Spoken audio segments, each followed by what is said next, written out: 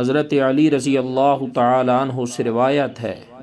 کہ رسول اللہ صلی اللہ علیہ وسلم نے فرمایا کہ جس نے میری کوئی سنت زندہ کی جو میرے بعد مردہ ہو گئی تھی تو اس نے مجھ سے محبت کی، اور جس نے مجھ سے محبت کی وہ میرے ساتھ ہوگا۔ یہ حدیث پاک ترمذی شریف کے اندر موجود ہے۔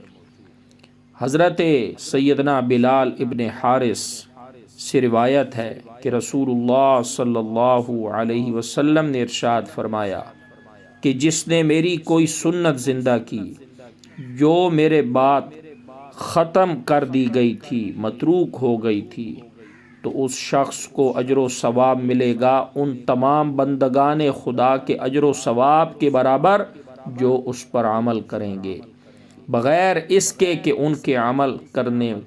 والوں کے اجر و ثواب میں کوئی کمی کی جائے۔ حضور علیہ السلام کی سنت پر عمل کرنے کا ثواب کیا ہے؟